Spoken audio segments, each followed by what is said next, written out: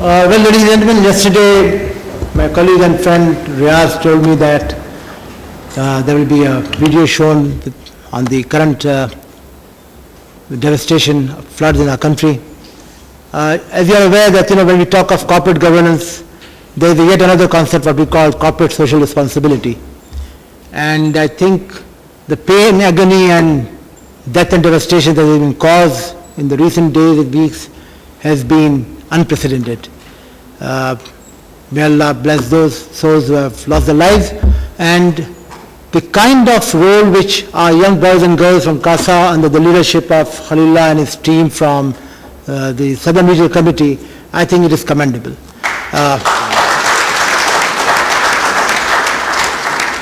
When I received the mail from ICAB, like all of us who members received it, I really said hats off to these young people. They have shown such zeal, and not only zeal, they have carried out the entire project with such precision and professionalism that I think it is second to none.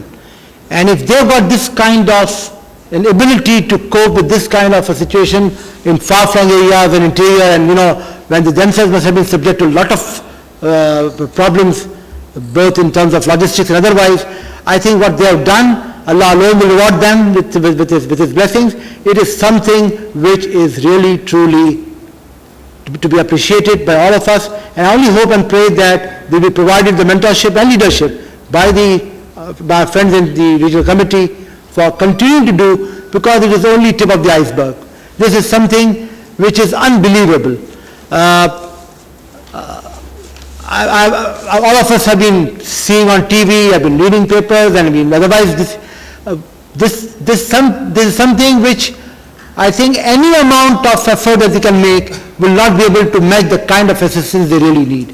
It will be a great deal of time and great deal of effort which will be needed to at least provide some sort of balm to their painful souls, and whatever we can do from the regional committee and the membership in general, appeal and urge all of you that this is a cause which is something which we should not lag behind, and we should support our young boys and girls who have done it. So once again, hats off to all those young people who have done this, and they should continue doing it. It only shows when there's a will, there's a way. It only shows that we just should not keep on cribbing about the government is not doing it. We should do what we can do. And I'm sure there's a lot that we can do in our own individual context and as a collective. And I think this is commendable. Thank you very much.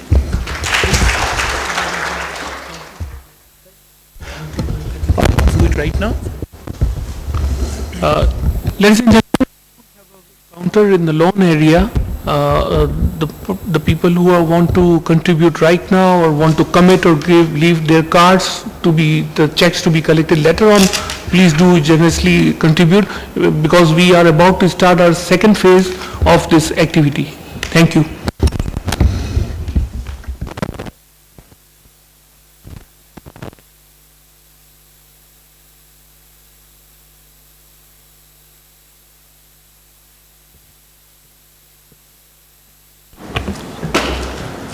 Now let me introduce our session chairman, Mr. Fawad Hashmi.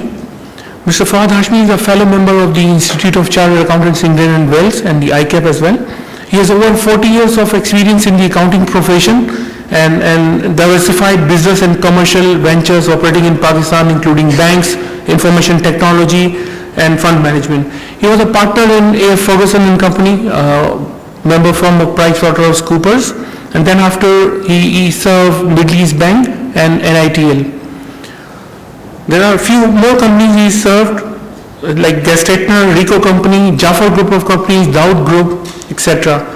From the corporate governance perspective, he served on various boards of the public sector companies and private sector companies.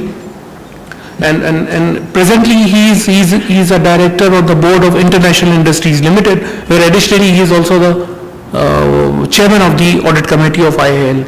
Mr. Hashmi now heads the Pakistan Institute of Corporate Governance, and he was also a member of the task force formed for the amendments to the code. So now I would like to invite Mr. Fawad Hashmi, President PICC, to kindly conclude our today's session. Please give him warm welcome.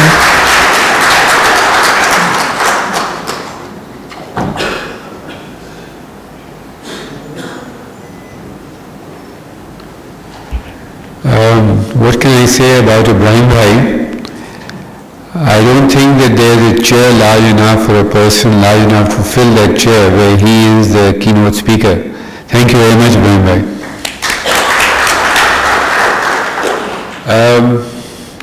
It's good to be amongst chartered accountants, and I see amongst us Mr. Saqib Masood. I think this is the first appearance of him in a function of ours since he was elected as the president. May I request him to stand up and take an applause.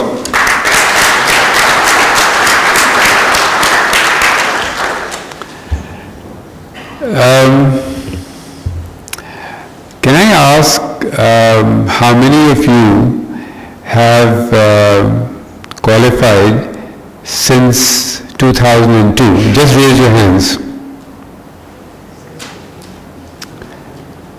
So a number of you have been sensitive to the Code of Corporate Governance, and I think the sort of response we've had and the questions that have been raised show that there is a general awareness of what the code seeks to do. I think it would be true to say that what we have tried to achieve is to create an effective board. Governance has been around as long as there was a company law and as long as there was a board of directors that was required under the law. So there always has been oversight that was provided. The real issue was, has that oversight been effective? And the way that the Code of Corporate Governance got enacted in 2002, as you're all aware, it was made applicable to listed companies and then extended to all the authorized banks that were not listed by State Bank of Pakistan by regulation, and also extended to all the non-banking finance companies by a regulation. So the sort of fabric that we are looking at is very, very thin. We're looking at possibly 700 companies, 800 companies, and there are 55,000 companies that have been registered with Security Exchange. So there's a long way to go, and I think the changes that have been recommended, I think demonstrate the maturity that this profession has got to.